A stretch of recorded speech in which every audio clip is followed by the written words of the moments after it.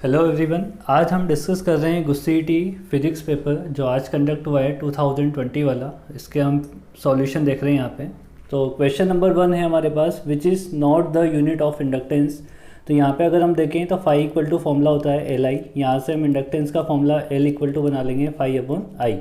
Phi की जो unit होती है वो होती है वेबर, और करंट की जो यूनिट होती है वो होती है एम्पेयर। तो इसका जो यूनिट बनना चाहिए वो वेबर इंटू एम्पेयर इन्वर्स बनना चाहिए। तो यहाँ पे देखो ऑप्शन ए यहाँ पे करेक्ट है, बट ऑप्शन डी में आपको दे रखा है weber into second ampere inverse. तो ये आंसर हमारा गलत हो जाएगा। डी आंसर इसका गलत यानी रॉन्ग आंसर हो जाएगा। ओके, क्वेश्चन नंबर 2 दिया हुआ है, अ bulb of the 100 what rating is connected with the 220 volt supply, the resistance of the bulb. आपको यहाँ पे पावर दी हुई है, वोल्टेज दिया हुआ है। तो हमें पता है कि P इक्वल टू होता है V स्क्वायर डिवाइडेड बाई आर। ओके, सो यहाँ से हमें रेजिस्टेंस की वैल्यू कैलकुलेट करनी है, वो हो जाएगा V square divided by R. V की वैल्यू दे रखी है 220, तो हो जाएगा 220 इंटू 220 डिवाइडेड बाई 100। तो यहाँ से जब इसको सॉल्व करेंगे तो ये हो जाएगा 484 ओम। तो करेक्ट आंसर हो जाएगा हमारे पास ए। क्वेश्चन नंबर 3 में दिया हुआ है, a sine voltage having the maximum value of the 283 volt and the frequency of the 50 hertz is applied to the LCR series combination where R, L और C आपको दिए हुए हैं। The impedance is at the resonance condition. देखो resonance condition पे जो impedance होता है वो हमारे पास मिनिमम वैल्यू होती है, और मिनिमम वैल्यू किसके बराबर होती है? रेजिस्टेंस के बराबर। यहाँ पे रेजिस्टेंस दिया हुआ है 3 ओम, तो डायरेक्टली हमारा आंसर हो जाएगा second answer B. Question number 4 में दिया हुआ है कि what is the correct for the real transformer. Real transformer के लिए जो होता है वो इनपुट और आउटपुट पावर में डिफरेंस होता है। इनपुट पावर ज़्यादा होती है कंपैरेटिवली आउटपुट पावर से, बट आइडियल ट्रांसफार्मर में दोनों इक्वल होते हैं। तो यहाँ पे रियल के लिए पूछा हुआ है तो इनपुट पावर ज़्यादा होगी आउटपुट पावर के कंपेरिजन में। हमारा आंसर करेक्ट हो जाएगा ए। क्वेश्चन नंबर 5 में बोला हुआ है, the source of the displacement current is. Displacement current का जो फॉर्मूला होता है आई डी इक्वल टू होता है हमारे पास epsilon naught into d phi E. यहाँ पे इलेक्ट्रिक फ्लक्स होता है ये डिवाइडेड बाई डी टी। तो बेसिकली किस पे डिपेंड कर रहा है? ये इलेक्ट्रिक फील्ड पे डिपेंड कर रहा है, और वेरिएबल इलेक्ट्रिक फील्ड होना चाहिए। तो करेक्ट आंसर होगा हमारे पास यहाँ पे सी।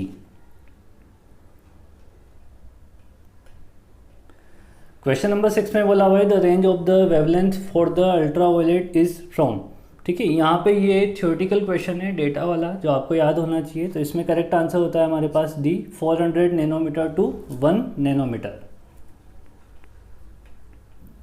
क्वेश्चन नंबर 7 है, the earth rotate on its axis take the 24 hours to complete 1 revolution. How much time it take at the sun from earth to have the shift of 1 degree. 1 degree का shift हमें चाहिए। तो हमें पता है कि 360 degree का जो शिफ्ट है वो 24 आवर्स में मिलता है। तो यहाँ पे 1 डिग्री का जो शिफ्ट होगा वो मिल जाएगा हमारे पास 24 डिवाइडेड बाई 360 आवर्स में। अब इसे अगर हमें मिनट में कन्वर्ट करना है तो इसे मल्टीप्लाई कर लेंगे 60 से, तो ये हो जाएगा 24 डिवाइडेड बाई 360 मल्टीप्लाई 60। तो इसको फाइनली जब सॉल्व करेंगे तो ये आंसर आएगा 4, और आंसर हो जाएगा मिनट में। तो करेक्ट आंसर हो जाएगा हमारे पास ए।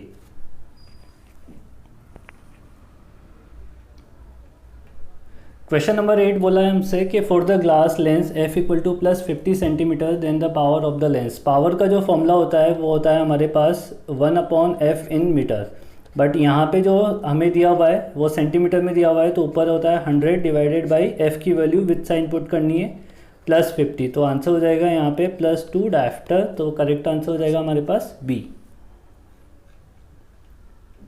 क्वेश्चन नंबर 9 में बोला हुआ है, a lens n equal to 1.5 is place in a liquid to make it disappear, the value of the n of the liquid should be. अगर डिसअपियर करना है तो जो लेंस का रिफ्रैक्टिव इंडेक्स है वही आपका मीडियम का रिफ्रैक्टिव इंडेक्स होना चाहिए, that is n equal to 1.5। B answer correct है इसमें। क्वेश्चन नंबर 10 में बोला हुआ है, what is the type of the nature of the image form for an object place an axis of the concave mirror between pole and the centre. Pole और centre के बीच जब आपका ऑब्जेक्ट रखा होगा तो इमेज आपका वर्चुअल बनता है, इरेक्ट बनता है और मैग्नीफाइड बनता है। तो 10th में आंसर हो जाएगा हमारे पास डी। क्वेश्चन नंबर 11 में बोला हुआ है, the distance between the two slit is the 3 mm and the screen is placed at a 2 metre distance. When the blue green light of the wavelength 500 nanometre is used then the distance between the 2 fringes will be. यहाँ पे आपको fringe width beta की value पूछी गई है। Beta equal to होता है lambda capital D divided by small D. ठीक है, यहाँ पे हम वैल्यूज़ पुट कर देंगे इसकी, तो वैल्यूज़ पुट करेंगे तो देखो 500 नैनोमीटर 10⁻⁻⁹ होगा, मल्टीप्लाई स्क्रीन की जो सेपरेशन है वो 2 मीटर दिया हुआ है, डिवाइडेड बाई स्मॉल डी की वैल्यू दे रखी है 3 mm 10⁻³ हो जाएगा। इसको जब सॉल्व करेंगे तो सॉल्व करने पे हमारे पास आंसर आएगा 0.33 मिलीमीटर, तो करेक्ट आंसर हो जाएगा हमारे पास ए।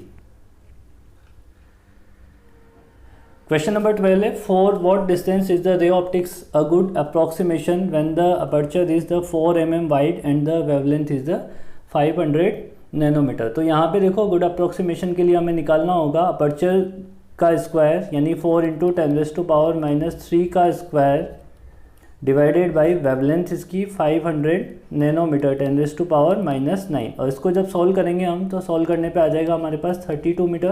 तो 32 मीटर के लिए हमारे पास जो रे ऑप्टिक्स की जो कॉन्सेप्ट है वो वैलिड है, तो 32 मीटर इसका करेक्ट आंसर हो जाएगा। क्वेश्चन नंबर 13 में बोला हुआ है resolving power of the microscope, resolving power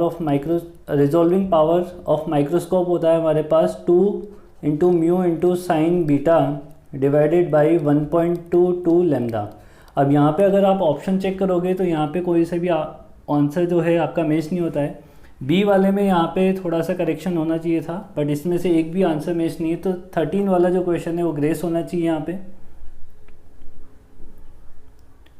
question number 14 में बोला हुआ है how much is the de Broglie wavelength for an electron accelerated by an 100 volt potential difference. तो यहाँ पे हमें वेवलेंथ का फॉर्मूला दिया होता है कि 1.227 ये इलेक्ट्रॉन वोल्ट नैनोमीटर में आंसर देता है डायरेक्टली, डिवाइडेड बाई नीचे होता है root over of potential difference. तो पोटेंशियल डिफरेंस यहाँ पे 100, तो ये आंसर हो जाएगा हमारे पास 0.1227 नैनोमीटर, तो करेक्ट आंसर हो जाएगा हमारे पास यहाँ पे ए।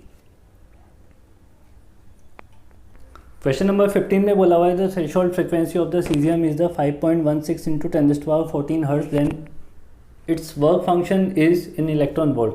तो वर्क फंक्शन का फॉर्मूला फाई इक्वल टू होता है हमारे पास h × थ्रेशोल्ड फ्रिक्वेंसी। h की वैल्यू होती है 6.623 × 10⁻34 multiply threshold frequency 5.16 × 10⁻14 hertz.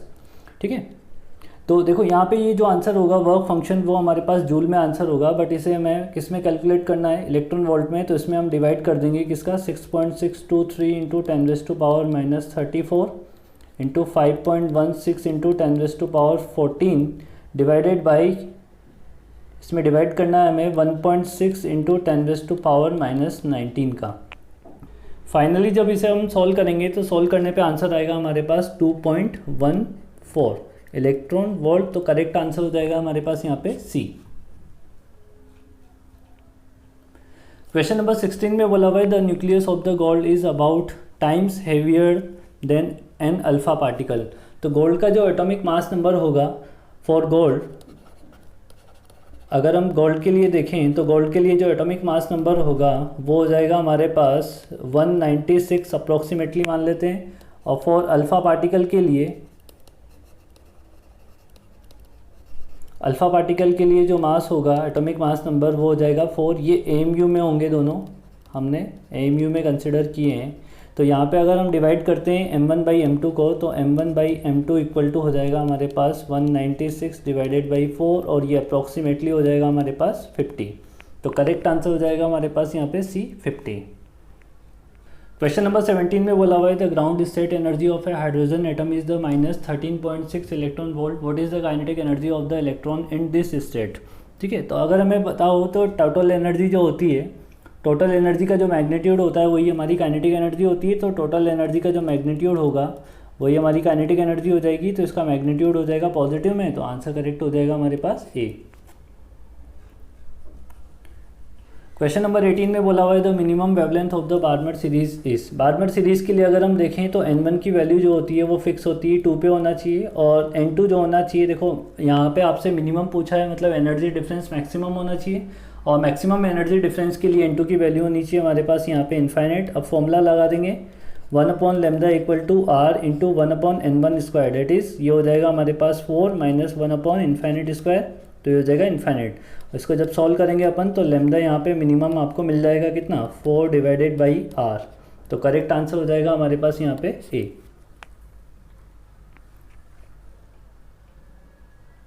Question number 19 बोला हुआ है calculate the energy equivalent of the 1 gram of the substance. तो E इक्वल टू होता है हमारे पास m इंटू सी स्क्वायर, एम की वैल्यू अपन kg में पुट कर देंगे, 1 डिवाइडेड बाई 1000 मल्टीप्लाई C की वैल्यू 3 इंटू 10⁻⁸ का स्क्वायर।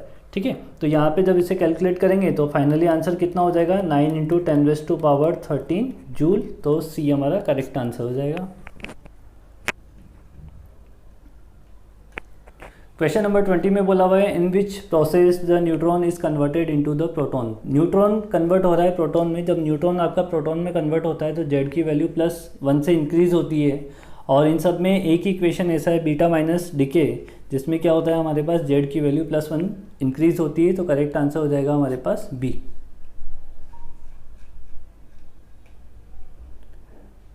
क्वेश्चन नंबर 21 में बोला हुआ है the forbidden gap between the conduction band and the valency band is maximum 4। Maximum किसके लिए होता है, तो हमें पता है कि सबसे ज़्यादा मैक्सिमम होता है इंसुलेटर के लिए। करेक्ट आंसर हो जाएगा यहाँ पे हमारे पास सी। थ्योरेटिकल क्वेश्चन था। क्वेश्चन नंबर 22 बोला हुआ है जो ट्रुथ टेबल आपको दे रखी है वो कौन से गेट से मैच होती है। तो यहाँ पे अगर हम देखें वाई जो मिल रहा है हमें, वो जब दो सिमिलर हैं 1 1 तब आपको 0 मिल रहा है, बाकी सभी जगह पे क्या मिल रहा है आपको 1 मिल रहा है। ठीक है, तो यहाँ पे जो गेट लगेगा वो बेसिकली इस टेबल को देख के हम देख सकते हैं कि ये नैंड गेट होगा, और नैंड गेट के लिए जो आउटपुट होता है वो A इंटू बी का बार होता है। ठीक है, ये आपका आउटपुट हो जाएगा। अब इस टेबल को क्रॉस चेक कर लेंगे तो ये फिर यहाँ से करेक्ट मैच हो जाएगा। तो करेक्ट आंसर हो जाएगा हमारे पास NAND gate D option. Question number 23 में बोला हुआ है a pure SI crystal has 5 into 10⁻28 atoms per meter cube. It is doped by the 1 ppm concentration of the pentavalent arsenic. Pentavalent दिया हुआ है, इसका मतलब ये आपके पास क्या हो जाएगा नेगेटिव चार्ज क्रिएट करेगा, है ना। नंबर जो होगा आपके पास इलेक्ट्रॉन जो होंगे वो ज़्यादा होंगे। Calculate the number of electron and the holes given आपको दे रखा है, Ni की वैल्यू दे रखी है। तो पहले हम नंबर ऑफ इलेक्ट्रॉन्स पता कर लेते हैं। नंबर ऑफ इलेक्ट्रॉन्स हो जाएंगे यहाँ पे हमारे पास total atoms 5 into 10⁻28 divided by 1 ppm यानी 10⁻6। तो ये आंसर हो जाएगा 5 इंटू 10⁻22 पर मीटर क्यूब। ठीक है, फिर हमें दिया हुआ है Ni, तो Ni स्क्वायर इक्वल टू होता है हमारे पास Ne इंटू NH। यहाँ से हमारे पास NH की वैल्यू फाइंड आउट करनी है, तो NH हो जाएगा Ni स्क्वायर। Ni कितना दे रखा है 1.5 इंटू 10⁻16 का whole square divided by NE हमने फाइंड आउट कर लिया है 5 इंटू 10⁻22। इसको जब हम सॉल्व करेंगे तो सॉल्व करने पे आंसर आ जाएगा हमारे पास 4.5 इंटू 10⁻9 पर मीटर क्यूब में। अब यहाँ पे पूछा हुआ तो ये था कि इलेक्ट्रॉन और होल्स कितने हैं, बट आंसर आपको एक ही का दे रखा है होल का। तो करेक्ट आंसर हो जाएगा हमारे पास ए। क्वेश्चन नंबर 24 में बोला हुआ है in the diode increasing the forward voltage the thickness of the depletion layer. जब फॉरवर्ड वोल्टेज को आप इंक्रीज करते हो तो आपका जो डिप्लीशन लेयर होगा वो आपका क्या होता है डिक्रीज होता है। करेक्ट आंसर हो जाएगा यहाँ पे बी। क्वेश्चन नंबर 25 में बोला हुआ है if the charge Q is placed at on one of the vertex of the cube then the flux passing through any one surface of the cube is. देखो यहाँ पे जो क्यूब बनेगा उसके वर्टेक्स पे आपने चार्ज पार्टिकल को रखा हुआ है। ठीक है, तो जब चार्ज पार्टिकल को आप वर्टेक्स पे रखोगे तो उसका 1/8 पार्ट जो है वो उस क्यूब के अंदर कंसिडर होगा। इसका मतलब उस क्यूब से जो फ्लक्स लिंक हो रहा होगा वो टोटल फ्लक्स का 1/8 पार्ट कंसिडर हो रहा होगा। ठीक है ना, 1/8 पार्ट लिंक हो रहा होगा इस क्यूब से। तो हमें क्या करना था, इस क्यूब से सरफेस से आपको फ्लक्स कैलकुलेट करना था। तो टोटल फ्लक्स कितना है पहले ये देख लेते हैं। चार्ज पार्टिकल का टोटल फ्लक्स हो जाएगा Q/ε0। अब इस क्यूब से कितना लिंक होगा, तो इस क्यूब के लिए लिंक हो जाएगा फ्लक्स हमारे पास डेट इज़ Q/ε0 इंटू 1/8। फिर इसने पूछा है कि किसी एक सरफेस से आपको फ्लक्स की वैल्यू कैलकुलेट करनी है। यहाँ पे 3 सरफेस से तो 0 होगा, ये वाला सरफेस, ऊपर वाला ये वाला सरफेस और पीछे बैक वाला सरफेस जो होगा उनसे तो 0 होगा। बाकी 3 सरफेस से मिलेगा तो ये 3 इक्वल पार्ट्स में डिवाइड हो जाएगा। तो फ्लक्स हो जाएगा यहाँ पे हमारे फ्लक्स इक्वल टू हो जाएगा हमारे पास Q/8ε0 multiply 1/3 that is equal to हो जाएगा Q/24ε0। तो यहाँ पे करेक्ट आंसर हो जाएगा हमारे पास सी। क्वेश्चन नंबर 26 में बोला हुआ है 2 point electric charges plus 10 raised to power minus 8 coulomb and minus 10 raised to power minus 8 coulomb are placed 0.1 meter apart. Find the magnitude of the total electric field at the center of the line joining of the two charges. हम मान लेते हैं कि ये दो charge particle हैं जो 0.1 metre पे सेपरेटेड किए हुए हैं, ठीक है। यहाँ पे हो जाएगा हमारे पास plus 10 raise to power minus 8 coulomb और यहाँ पे हो जाएगा minus 10 raise to power minus 8 coulomb. हमें मिड पॉइंट पे इलेक्ट्रिक फील्ड की वैल्यू कैलकुलेट करनी है, तो प्लस की वजह से हो जाएगा अवे, ये बोल देते हैं हम E1, और माइनस की वजह से हो जाएगा टूवर्ड्स, तो ये हो जाएगा E2। तो नेट इलेक्ट्रिक फील्ड कितना हो जाएगा, यहाँ पे दोनों का सम हो जाएगा, तो ये हो जाएगा E1 प्लस E2, ठीक है। E1 E2 दोनों की वैल्यू सेम ही आने वाली है, तो ये 2 टाइम्स हो जाएगा KQ बाई आर स्क्वायर। अब वैल्यू पुट कर देते हैं यहाँ पे, 2 इंटू के की value 9 into 10 raise to power 9 multiply Q की वैल्यू है 10 की power minus 8 divided by R जो हो जाएगा वो हाफ हो जाएगा, तो 0.1 का हाफ हो जाएगा हमारे पास यहाँ पे 0.1 डिवाइडेड बाई 2 का होल स्क्वायर, ठीक है। तो ये कम्प्लीटली अगर इसे सॉल्व करते हैं अपन, तो सॉल्व करने पे आंसर आ जाएगा हमारे पास 7.2 into 10 raise to power 4 newton by coulomb. तो करेक्ट आंसर हो जाएगा हमारे पास ए।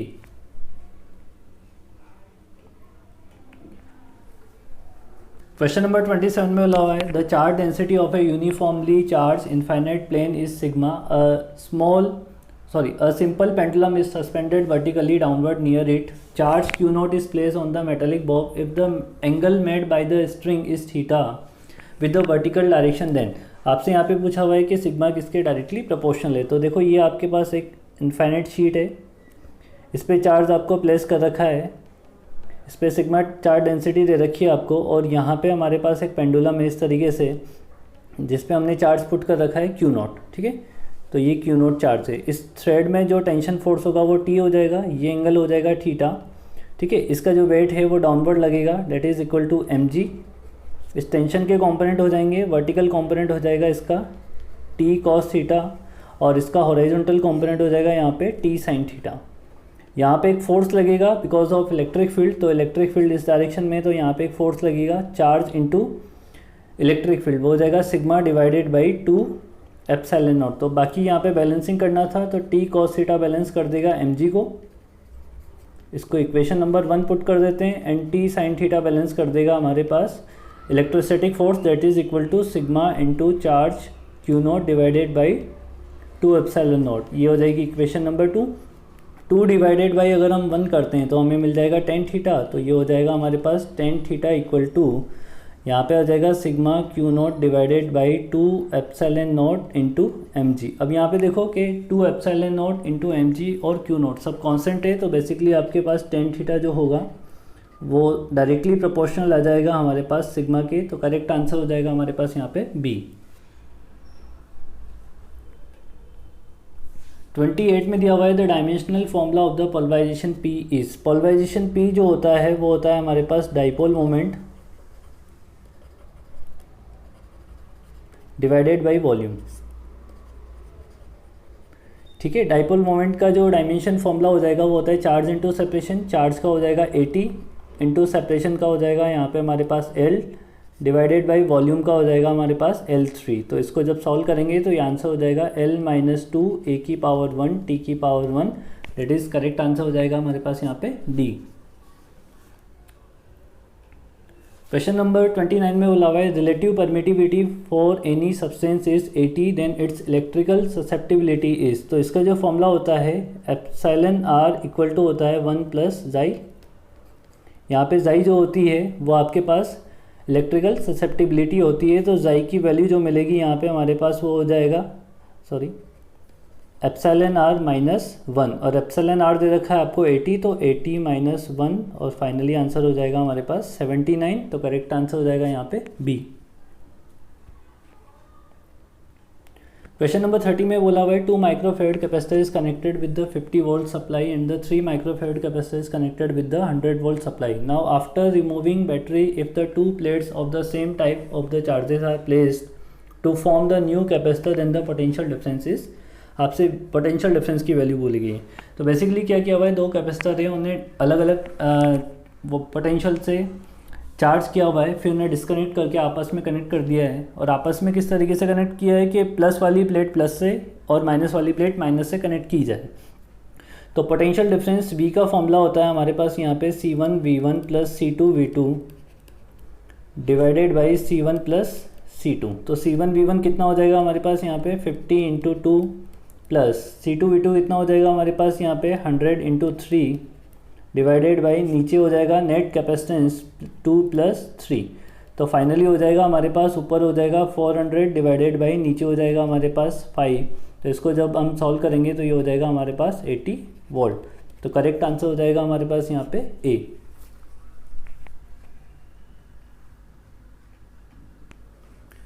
क्वेश्चन नंबर 31 में बोला हुआ है the EMF of a car battery is the 12 volt of the internal resistance of the battery is 0.4 ohm, then the maximum power drawn from the battery is. Maximum power क्या draw की जा सकती है वो हमसे पूछा हुआ है। तो पावर मैक्सिमम का जो फॉर्मूला होता है वो होता है हमारे पास E square divided by 4 into small r internal resistance. E की वैल्यू दे रखी है 12, तो ये हो जाएगा 12 into 12 divided by 4 into R, ये हो जाएगा 0.4। तो यहाँ से इसको जब सॉल्व करेंगे तो आंसर आ रहा है 90 वोल्ट, बट वो ऑप्शन में अवेलेबल नहीं है हमारे पास, तो इसका आंसर होना चाहिए 90 वोल्ट। तो देखते हैं शायद हो सकता है ग्रेस हुए।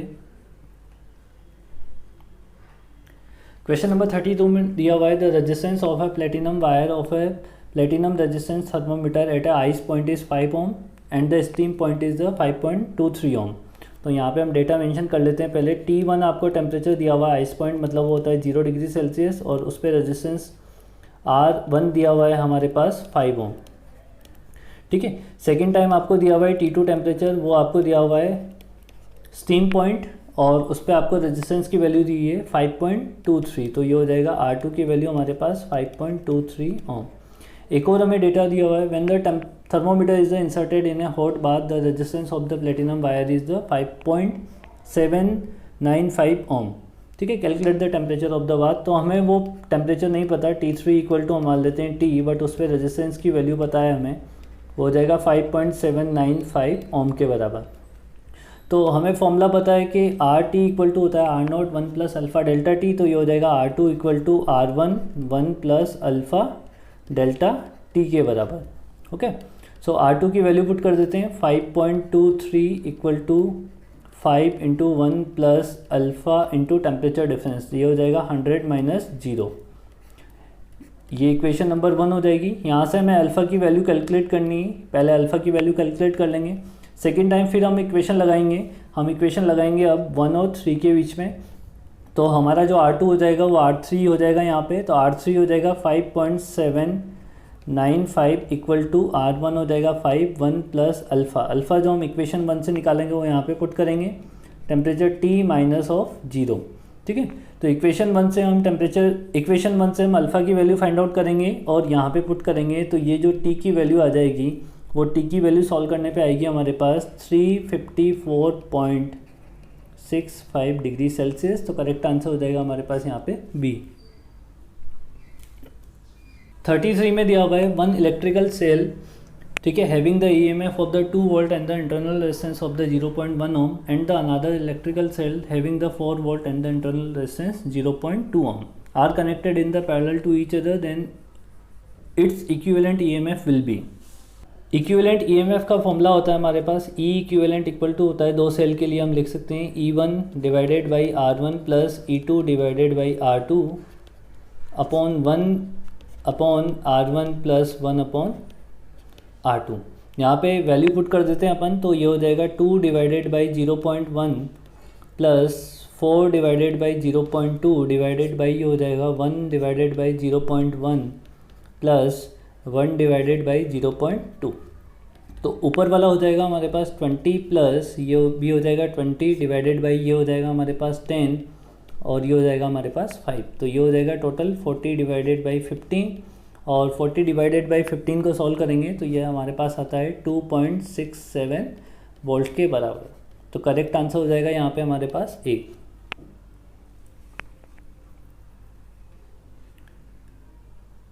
क्वेश्चन नंबर 34 में दिया हुआ है the source of the magnetic field and the source of electric field is. Source of magnetic field होता है magnetic dipole and source of electric field होता है हमारे पास इलेक्ट्रिक चार्ज। तो मैग्नेटिक डाइपोल जो होता है हमारे पास वेक्टर क्वांटिटी होती है और इलेक्ट्रिक चार्ज जो होता है हमारे पास स्केलर होता है। तो करेक्ट आंसर हो जाएगा हमारे पास यहाँ पे डी।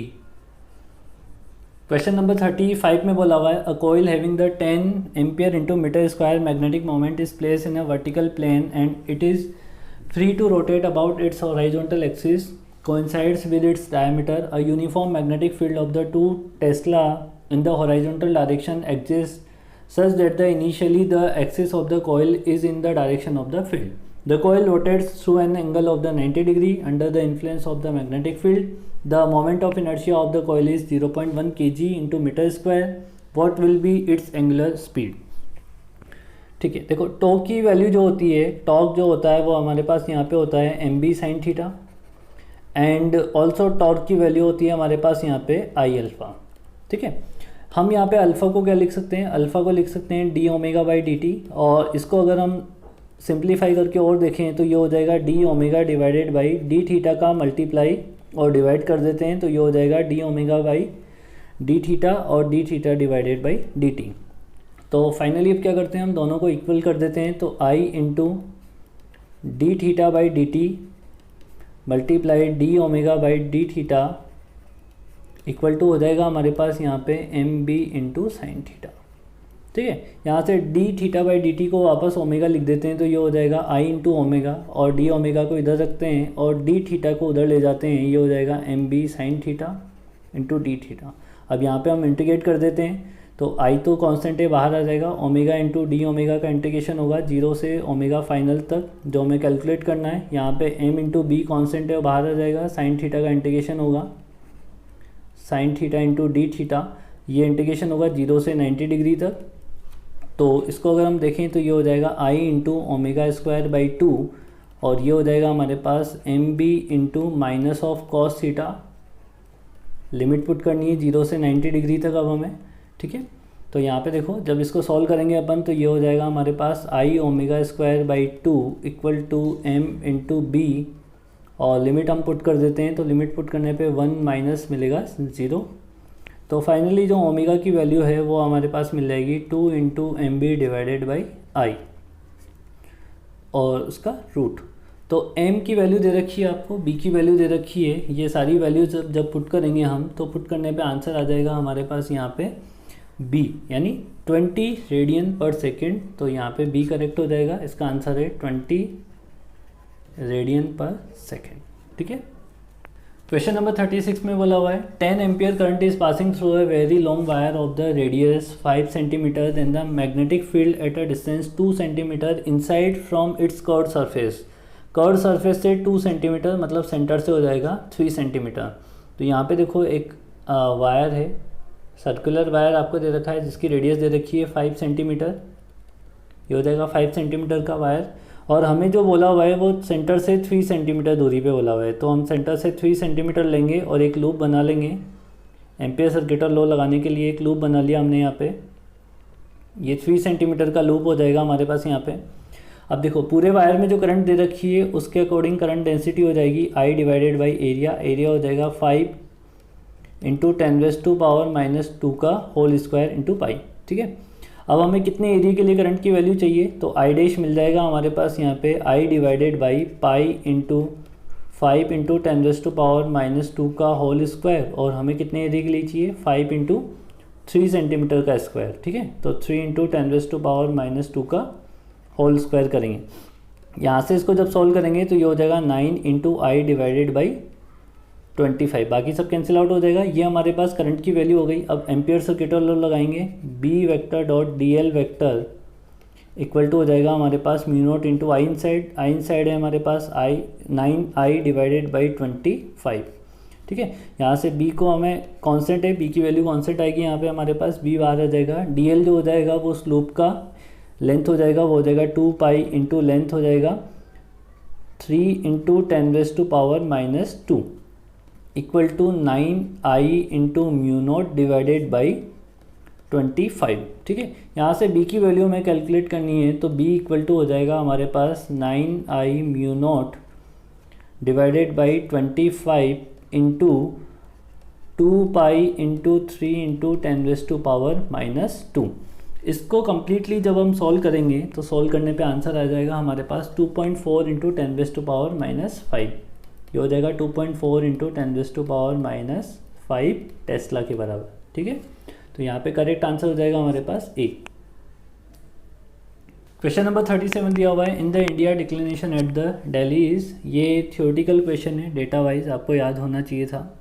तो 37 में जो आंसर करेक्ट आंसर हो जाएगा हमारे पास यहाँ पे वो है a, 0 degree 41 minute east. Question number 38 में बोला हुआ है the relative permeability in a core of a solenoid is the 400। The winding of a solenoid are the insulated from the core and the carrier current of the 2 ampere if the number of turns is the 1000 per metre then magnetic intensity inside the core of the solenoid is ampere पर metre. में आपसे magnetic intensity पूछी हुई है। Magnetic intensity का जो formula होता है वो हमारे पास होता है B divided by mu naught. ठीक है, तो B की value B divided by mu naught जो होता है वो NI के बराबर होता है। तो N कितना दे रखा है इसमें हमारे पास 1000 पर मीटर, मल्टीप्लाई करंट कितनी दे रखी है 2, तो ये आंसर हो जाएगा 2 इंटू 10⁻³ के बराबर। तो यहाँ पे C करेक्ट आंसर हो जाएगा। क्वेश्चन नंबर 39 में दिया हुआ है the coil having the 1000 turn and the area of the 0.10 metre square rotates at half a revolution per second and it is placed in a uniform magnetic field of the 0.01 tesla perpendicular to the axis of the rotation of the coil. The maximum EMF voltage generated in the coil is. Maximum EMF का formula होता है हमारे पास NBA omega. यहाँ पे अगर हम देखें तो ओमेगा इक्वल टू होता है हमारे पास 2πf और यहाँ पे फ्रिक्वेंसी की वैल्यू दे रखी है half revolution per second, that is equal to हो जाएगा 1/2 हर्ट्ज़ के बराबर। ठीक है, तो यहाँ पे वैल्यू अगर हम पुट करें तो n की वैल्यू हमें दे रखी है 1000 मल्टीप्लाई मैग्नेटिक फील्ड आपको दे रखा है 0.01 टेस्ला, मल्टीप्लाई एरिया दे रखा है आपको 0.10 metre square and multiply omega हो जाएगा 2πf। f की वैल्यू है यहाँ पे हमारे पास 1/2। तो E मैक्सिमम जब इससे सॉल्व करेंगे अपन तो सॉल्व करने पे आंसर हो जाएगा हमारे पास 3.14 वोल्ट के बराबर। ठीक है, तो करेक्ट आंसर हो जाएगा हमारे पास यहाँ पे B। क्वेश्चन नंबर 40 में बोला हुआ है out of the following given loops in which loop the direction of the induce current is from A to C to B। कौन से लूप में आपकी करंट जो है वो A से C और C से B सर्कुलेट कर रही है। तो अगर हम क्लियरली देखें यहाँ पे डायग्राम को तो ऑप्शन नंबर डी में जो लूप है हमारा ट्रायंगुलर लूप वो मैग्नेटिक फील्ड वाले रीजन से बाहर जा रहा है। इसका मतलब उसका मैग्नेटिक फील्ड जो है वो डिक्रीज़ कर रहा है इनवर्ट डायरेक्शन में। तो according to the Lenz law हमें इनवर्ट डायरेक्शन में मैग्नेटिक फील्ड बनाना पड़ेगा लूप के लिए। तो लूप के लिए अगर आपको इनवर्ट डायरेक्शन में मैग्नेटिक फील्ड लूप के लिए अगर आपको इनवर्ट डायरेक्शन में मैग्नेटिक फील्ड बनाना है तो आपको करंट फ्लो करवाना पड़ेगा according to the right hand thumb rule. आपको करंट उसमें फ्लो करवाना पड़ेगा क्लॉकवाइज डायरेक्शन में। ठीक है, तो वहाँ पे डायरेक्शन हो जाएगी A से C फ्लो करेगा, C से B और फिर B से वापस A आ जाएगा। तो करेक्ट आंसर हो जाएगा हमारे पास यहाँ पे D। तो ये हमने क्वेश्चन नंबर 1 से 40 तक उस CET 2020 जो आज का पेपर था उसका हमने डिस्कशन कंप्लीट कर लिया है। आई होप आपको पसंद आया होगा ये। Thank you.